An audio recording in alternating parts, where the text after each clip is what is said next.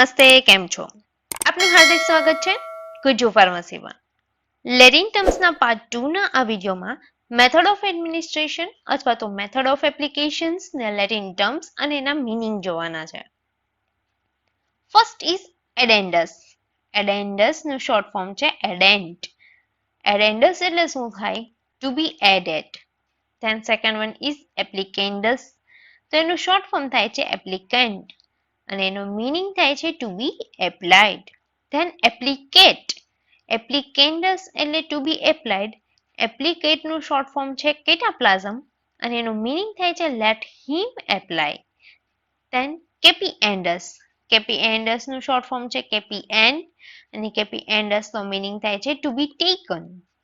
Than ડેન્ડસ. ડેન્ડસ નું short form છે dent અને ડેન્ડસ એટલે થાય to B given.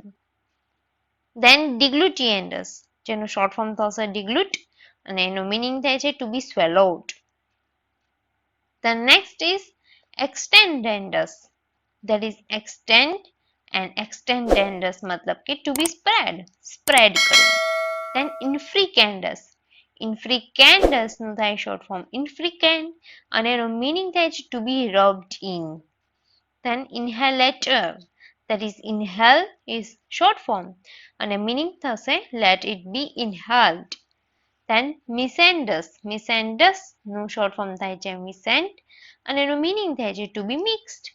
Then signa, that is important one. Signa જેનું short form છે sin અને એનું meaning થાય છે label. Then sumandus. Sumandus નું s પણ થાય અથવા તો sum પણ થાય. Sumandus મતલબ કે to be taken. Then utendus. Utendus નું u અથવા તો utend અને જેનો meaning થાય છે to be used. તો આ હતા લેટિન ટર્મ્સ કે જેમાં મેથડ ઓફ એડમિનિસ્ટ્રેશન અથવા તો એપ્લિકેશનની મેથડના લેટિન ટર્મ્સ અને એના મીનિંગ હતા. આઈ હોપ તમને આ વિડીયો ગમ્યો હશે તો વિડીયોને લાઇક કરો, તમારા ફ્રેન્ડ્સની સાથે શેર કરો અને વધુને વધુ આવા વિડીયો જોવા માટે અમારી યુટ્યુબ ચેનલને સબસ્ક્રાઇબ કરો. Thank you very much.